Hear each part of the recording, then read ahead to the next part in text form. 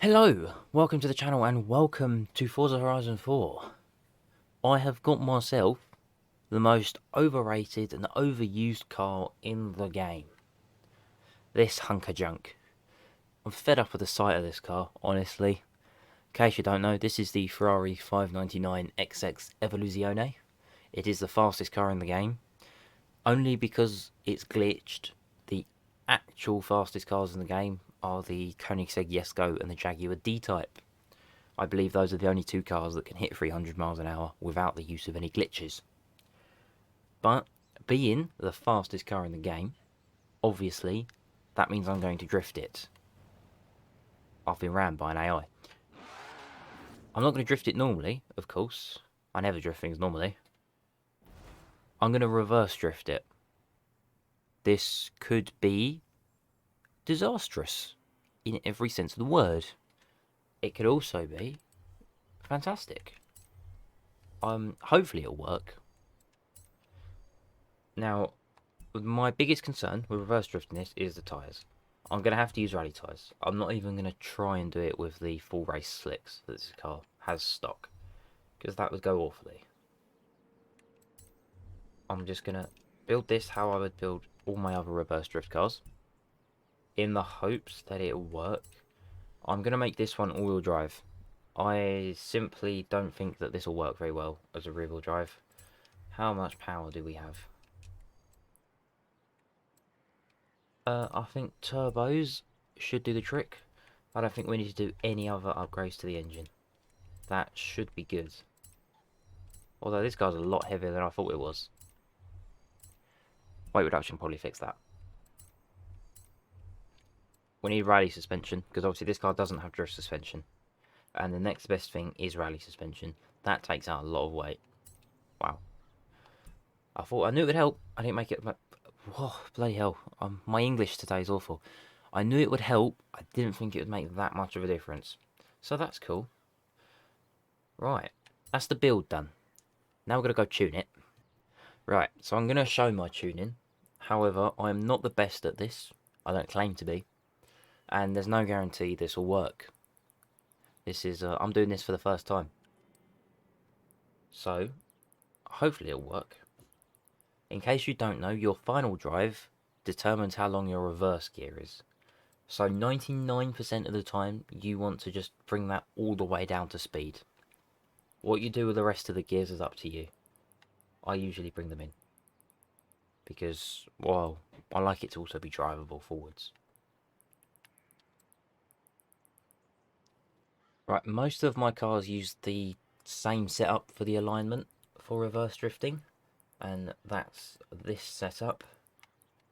I wish that I could explain all of this. But I've learned from other people. And when it comes to tuning these cars, I just limit. Limit? I meant to say wing it. But my English is failing me today. So that's cool. But this is the base setup I use on pretty much all of my cars. Some of them have this changed slightly, but for most of them, this is exactly it.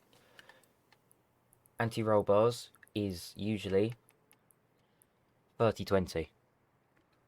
If I think the car is snapping too much and just spinning itself round, I bring the front roll bars in, and the rear roll bars out, so they come closer together, if that makes any sense.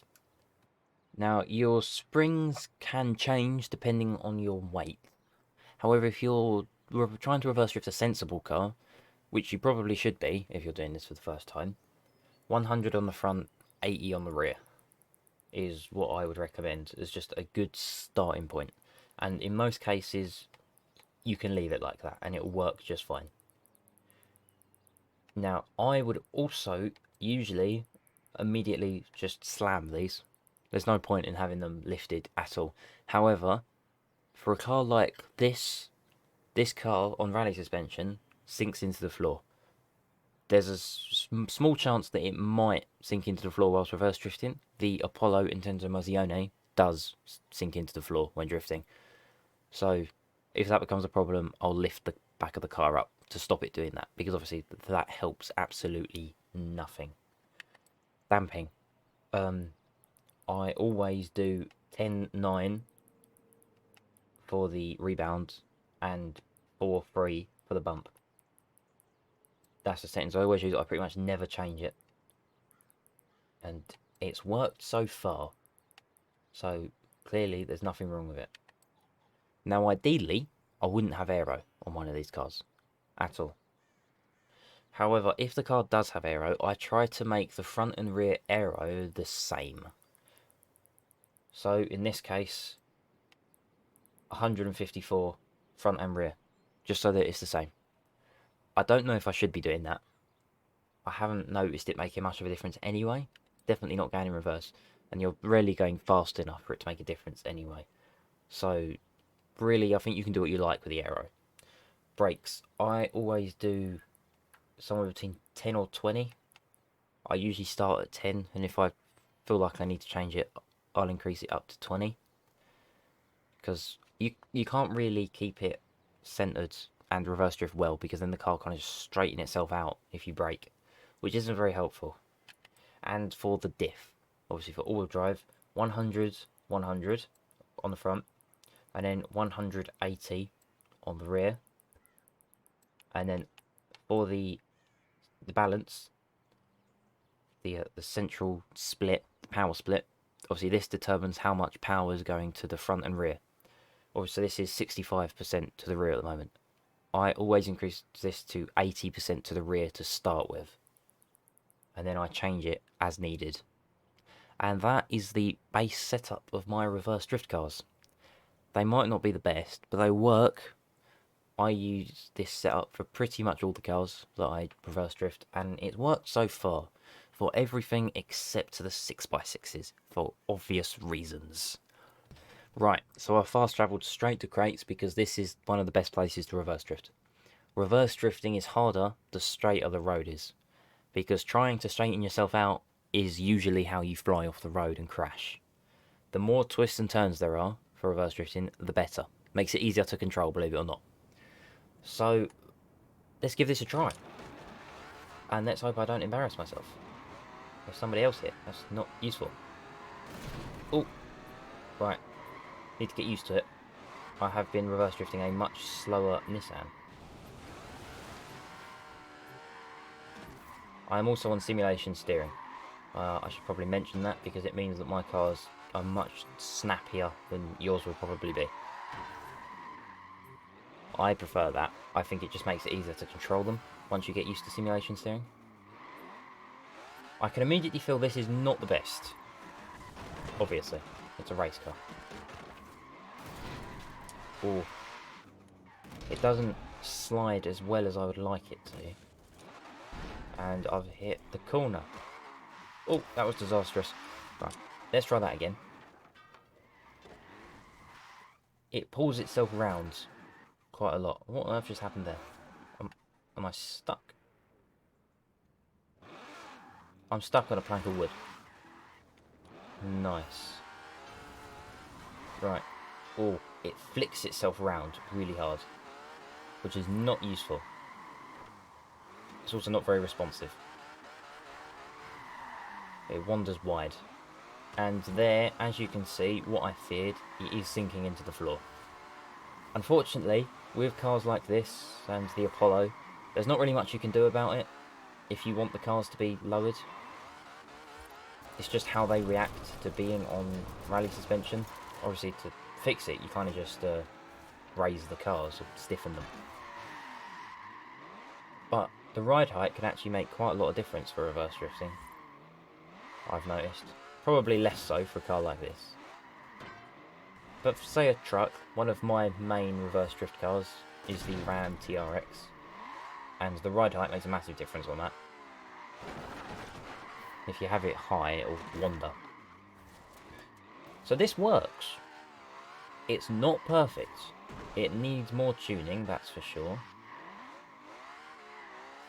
But, as you can clearly see, this is a 599 drifting backwards. And I've destroyed it. That was not good. I'm not doing a good job at showing this off, am I?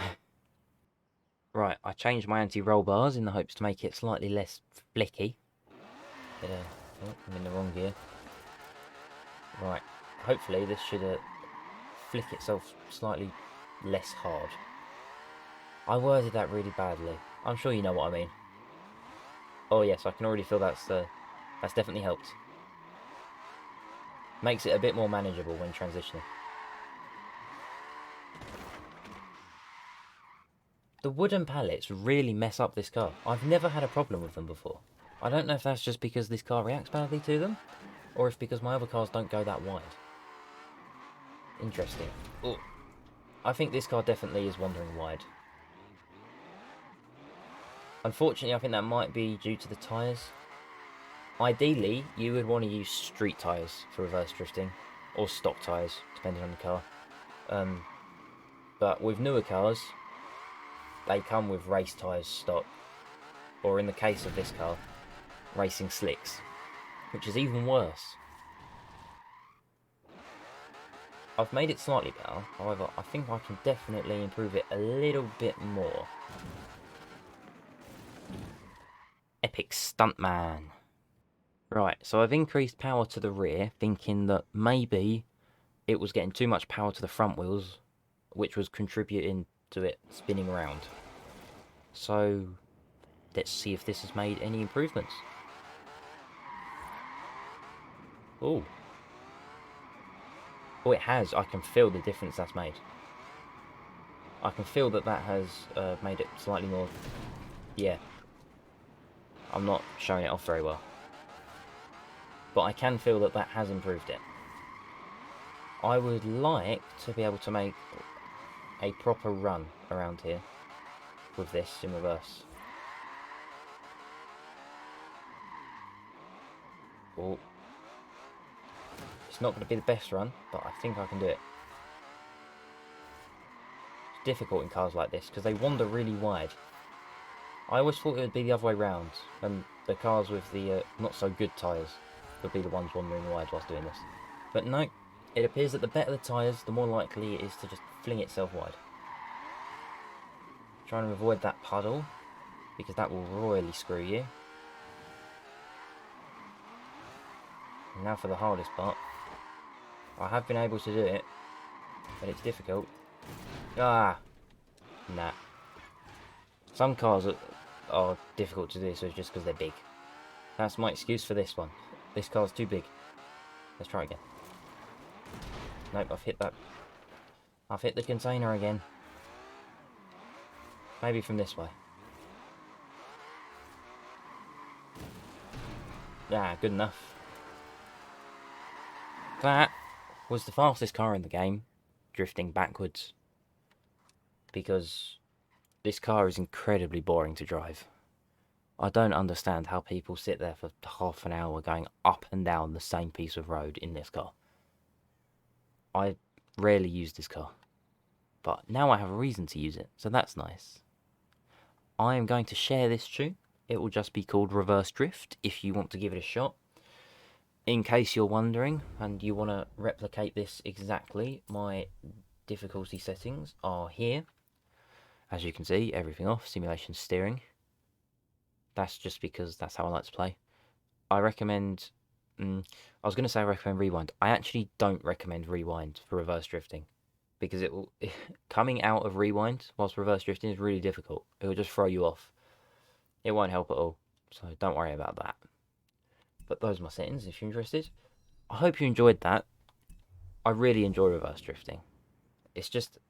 I really enjoy stupid, challengey things. And this is one of those things. I've built quite a lot of reverse drift cars now, because it's fun. Unfortunately, I haven't been able to make the trucks do it, like the big trucks. I can make the Ram do it, the Ram TRX. I, however, cannot make the Mercedes racing truck, the Volvo racing truck, or the 6x6s do it. I've got close. My Velociraptor can reverse drift, however, it's very, very difficult, and I have to hold the brake the whole time, and it's very complicated. And it hardly counts. It's really not good. But it can do it. It's fun. But anyway, that will be it for this video. If you enjoyed that, please consider liking and subscribing. If you want to see me build another car for anything, rivals, reverse drifting, normal drifting, if you want to see me throw a car off a cliff on Fortune Island for whatever reason, feel free to leave a comment. I will read them all. And, well, that's it. goodbye.